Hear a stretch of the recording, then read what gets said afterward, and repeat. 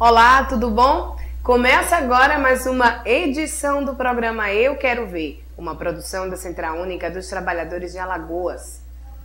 E os bancários vêm enfrentando vários problemas para conseguirem condições dignas de trabalho. Para a gente falar dessa triste realidade, eu converso aqui no estúdio com o Jário França, e ele que é presidente do Sindicato dos Bancários.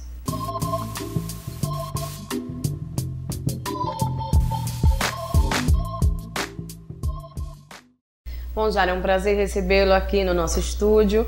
E para a gente iniciar a nossa entrevista, vamos falar sobre em abril, não é isso? Que teve o mês da paralisação contra as demissões. Fala para a gente sobre essa paralisação.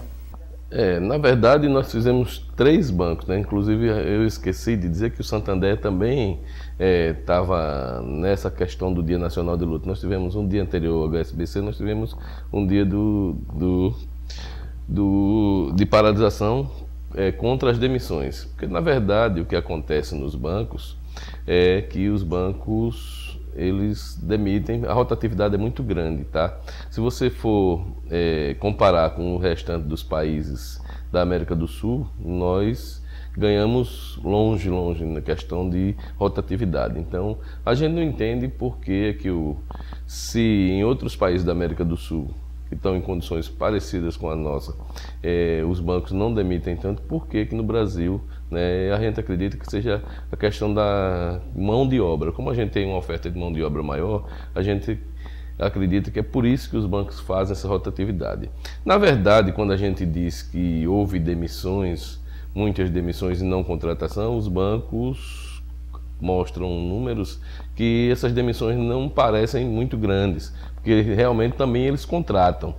Mas o problema é que o seguinte, eles contratam, mas essa contratação não é suficiente. E se existe um aumento de unidades de atendimento, então quando eles fazem essa demissão, eles estão diminuindo muito o número. Embora eles contratem, fique parecido, se for olhar os números totais, a diferença não é muito grande entre o que eles contrataram e os que eles demitiram. Mas como eles aumentam os postos de atendimento, então vai haver uma carência, né? Quando você redistribui esse pessoal, aí tem uma carência muito grande na questão da quantidade de atendimento. A gente pode observar que na maioria dos bancos você vai ter sempre guichês sobrando, né? Se você vê guichês sobrando, é sinal que pessoas deveriam estar ali. E se não tem pessoas, é sinal também que essas contratações não foram suficientes. Bom, e várias agências, né, aqui da capital tiveram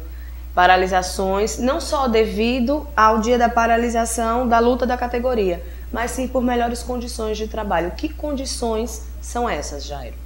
Essas condições de trabalho, elas vão desde o trabalho em si mesmo e condições tipo, nós tivemos paralisações este ano e no final do ano passado, até para que se consertasse os ar-condicionado.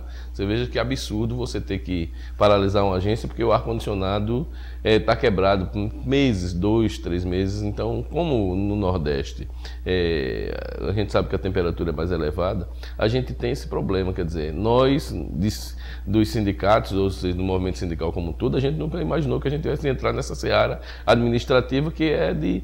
Então, essa é uma das poucas coisas. O ar-condicionado são as coisas menores. E sobrecargas de trabalho e metas abusivas também gera maior dor de cabeça para o sindicato. As metas, o interessante das metas é que a gente chama as metas abusivas, eles chamam metas desafiadoras. A gente acha que desafiadoras depende de que lado está esse desafio, tá?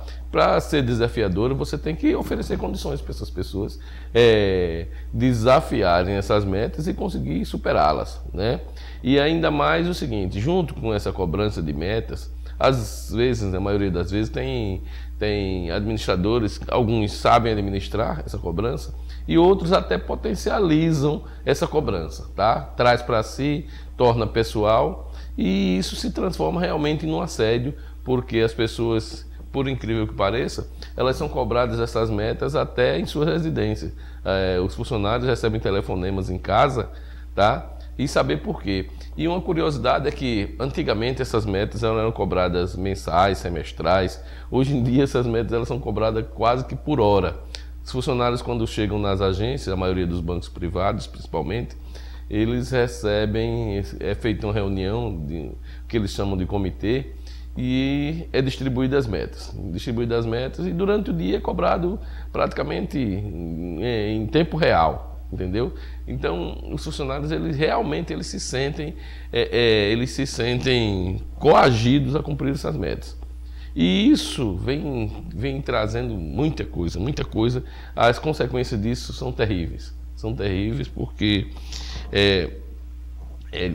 para cumprir essas metas, as pessoas elas ficam um estresse muito grande, isso gera um estresse muito grande, e a gente que acompanha os funcionários, o número de funcionários afastados aumentou muito o número de funcionários afastados nesses bancos. Tá? Tem alguns bancos que a gente tem quase que 40%, por incrível que pareça, quase 40% dos funcionários afastados por conta dessas consequências da cobrança de metas e assim, metas abusivas. Bom, Jário, e a valorização profissional seria um dos maiores entraves que a categoria vem enfrentando para tentar mudar essa realidade e que muitas pessoas, na realidade, não vê. Na verdade, a gente mudou até a nomenclatura da nossa campanha. Por exemplo, o bancário, hoje em dia, a gente, como a nossa campanha nacional, a gente já não utiliza mais campanha salarial, porque o que a gente entende é que, mais do que salário, tá? Hoje em dia, se você entrar num banco e os funcionários gostariam, talvez, assim, trocariam, muitos deles, o seu reajuste salarial por uma condição melhor de trabalho. A gente precisa ter condições dignas. Como você ia iniciando a falar, as pessoas, a gente precisa que as pessoas tenham condições para atender os clientes. Porque se você só vai atender bem se você estiver bem com você mesmo, né? Se as condições do ambiente for bom, se as questões físicas e psíquicas elas estiverem sendo cumpridas. E a gente tem feito muitas gestões, muitas discussões com os bancos, mas a gente sabe que a gente ouve muita conversa e pouca ação, tá? A gente precisa de ações mais efetivas. Por exemplo, nós colaboramos muito com a elaboração da lei das filas, tá? Mas os bancos, é aquilo que eu falei, que os bancos são criativos. Por exemplo, a gente ajudou na elaboração da lei das filas para que essa lei cobrasse do banco uma agilidade maior do atendimento. Por que esse atendimento? Porque a gente tem que ver também o outro lado do cliente, né? A gente sabe que tem os clientes que estão na fila lá há muito tempo, tá? Os bancos descumprem a instalação daquelas máquinas. Foi iniciativa nossa que a gente faz aquela fiscalização de certa forma junto com os órgãos de fiscalização e a gente precisa que seja cumprida a lei. Os bancos não cumprem, muitas máquinas nas agências, elas ficam lá no final da agência, que a lei diz que ela tem que ficar visível. Outra forma de burlar, os bancos, eles não fazem a manutenção do relógio que marca, tá? Que marca o tempo daquelas máquinas. Acontece casos de o cliente entrar, pegar a ficha, ele é atendido e não deu a hora ainda que realmente era de verdade, né? Porque na máquina está uma hora, no sistema vai estar outra. Então, ele é atendido antes da entrada dele. Por incrível que pareça, acontece isso. E a gente precisa de maior fiscalização, porque, sem falar na extrapolação de jornada. A extrapolação de jornada é uma coisa que acontece muito. Ontem mesmo nós fizemos essa manifestação no Itaú por conta da extrapolação de jornada. A extrapolação de jornada, aí você pede, a gente fica naquela luta pedindo e negociando com os bancos para que os bancos eles façam uma jornada maior, uma jornada estendida. O que é que a gente quer? A gente quer que os bancos abram de 9 e fechem às 15 horas, tranquilo. Mas só que a gente quer que os bancos abram de 9 e fechem às 15, mas com 2 turnos de trabalho. Por quê? Esses 2 turnos de trabalho permitiriam que as pessoas trabalhassem dentro da legislação, que são 6 horas, e também geraria mais empregos. Porque se você tem 2 turnos de trabalho, é lógico que você teria mais pessoas trabalhando. E a gente vai para um breve intervalo. No próximo bloco a gente vai falar sobre a segurança da categoria. Não sai daí.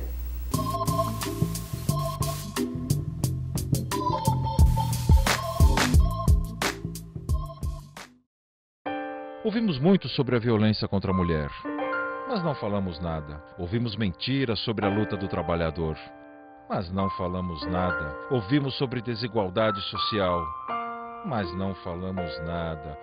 Ouvimos sobre a falta de democracia nos meios de comunicação, mas não falamos nada. Ouvimos muito e não podemos falar. Espera aí, eu também quero falar. Comunicação para todos. Quero falar também.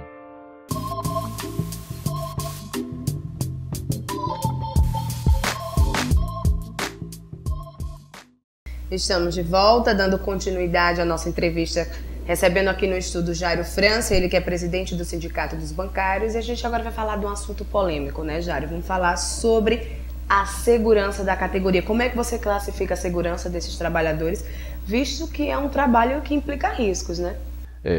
O ano passado nós já fizemos gestão junto à segurança pública, tá? Para a gente ver a questão do...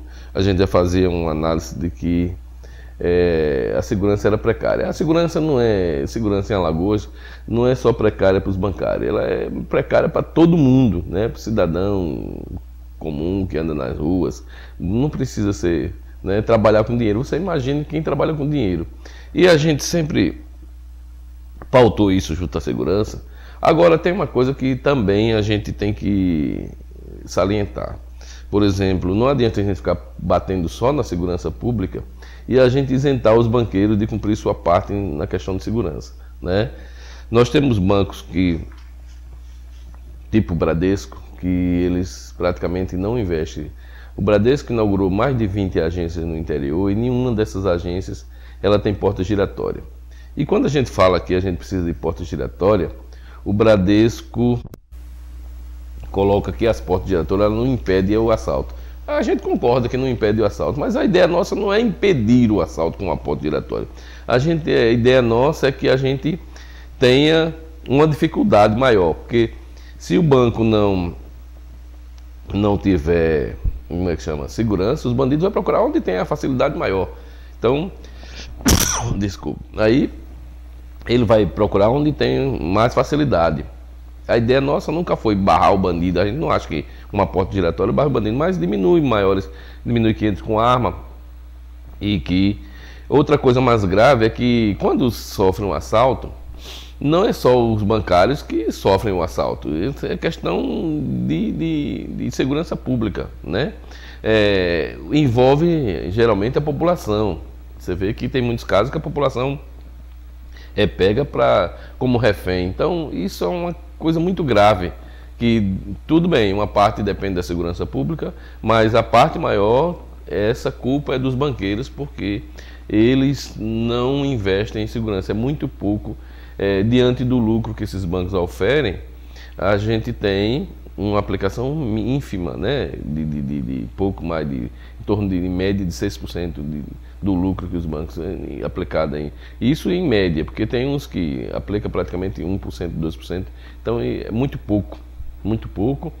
E a atividade de bancário, ela passou a ser uma atividade de risco, né?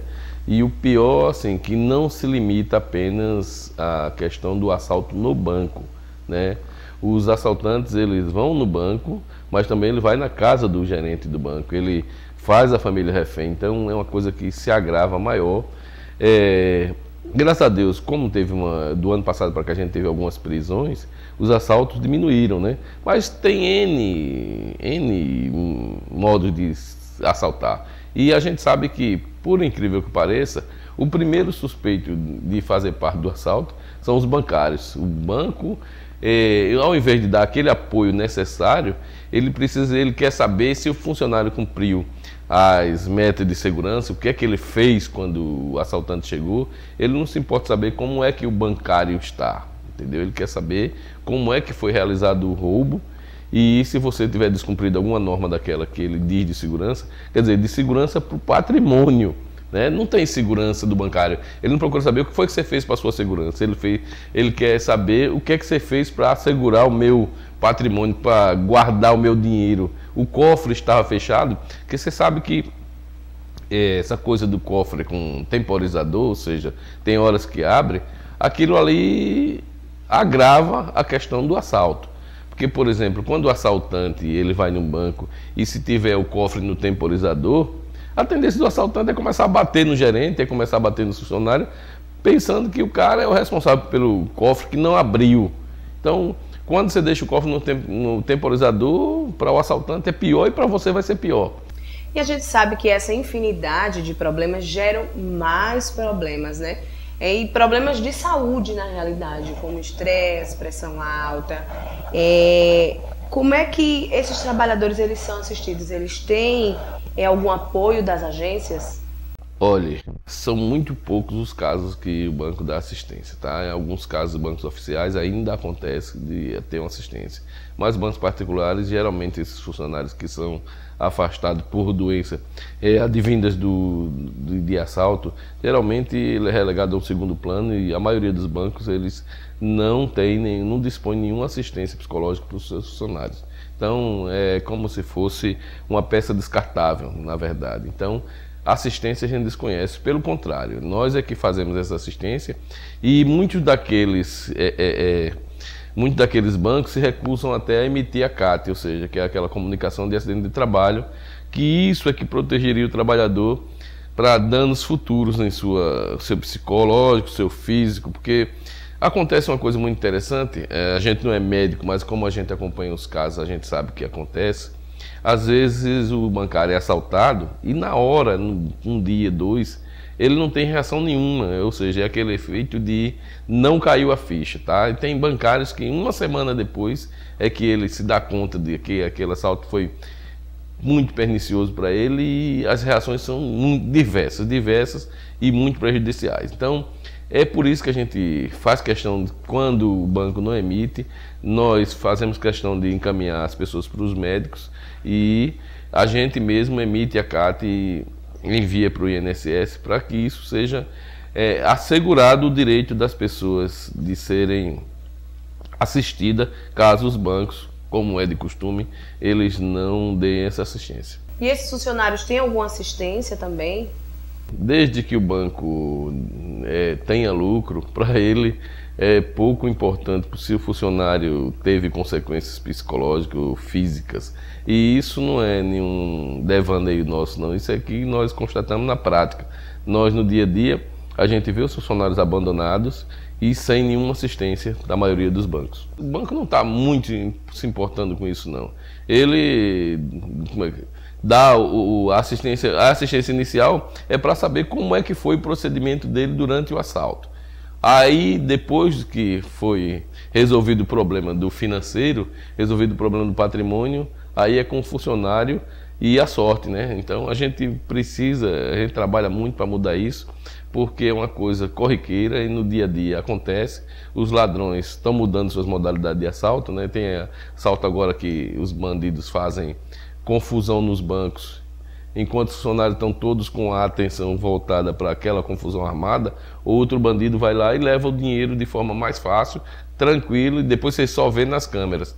E aí, quando o bandido entra, que levou o dinheiro, o banco vai querer saber por que você deixou o bandido entrar e levar o dinheiro. Então é uma coisa muito complicada. E lá em Pernambuco, a particularidade é porque lá em Pernambuco já estavam as agências sendo fechadas por conta dessa falta de segurança. Tem uma lei lá em Recife que dizia que se os bancos não tivessem a segurança necessária, exigida por lei, esses bancos deveriam ser fechados. Então, começou a ser fechado, foi por isso que eles ventilaram a possibilidade de fazer esse plano piloto, que não cumpriram até agora. E para a gente finalizar, o que é que o sindicato mais deseja para a categoria? Juntamente com a questão do salário, que a gente acredita que, apesar de muitas pessoas, por conta de fazer a comparação com o salário da região, tá? Que a gente, como a nossa região é pouco, né? Tem poucas indústrias, então parece que o salário bancário é um bom salário, mas em relação aos lucros, é muito pouco em relação ao que os bancos lucram, e era interessante que eles tivessem uma remuneração, tá, mais digna. Por outro lado, como eu falei no início da nossa conversa aqui, a gente quer trabalho digno. Uma coisa importante para os bancários hoje seria o cumprimento normal da sua jornada, como diz a lei, tá? E também tranquilidade para trabalhar nos bancos. Por exemplo, ele teria que ter todos os itens que foram acordados nos acordos coletivos, itens de segurança cumpridos, tá? Jornada de trabalho cumprida, para que e metas que fossem realmente desafiadoras, metas discutidas com o grupo de funcionários, tá? Porque cada região tem a sua característica própria. Você não pode colocar para um bancário, numa cidade pequena como nós temos aqui, que não tem nada, não produz nada, você colocar umas metas que está fora da realidade daquela localidade. Então a gente precisa que essas metas elas sejam adequadas, tá, ao local onde está inserida a agência, onde está inserida a unidade. Bom, Jairo, foi um prazer recebê-lo aqui no nosso estúdio. O programa Eu Quero Ver está de portas abertas. Tá, eu é que agradeço a oportunidade de esclarecer alguns pontos, né, e a gente está à disposição de vocês.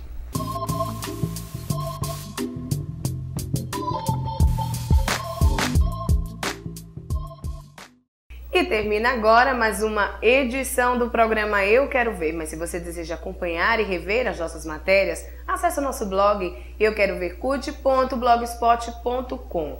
O nosso Facebook é programa Eu Quero Ver. E se você deseja enviar críticas, sugestões, mande para o nosso e-mail euquerovercute@gmail.com. Muito obrigada pela sua companhia e amanhã a gente se encontra.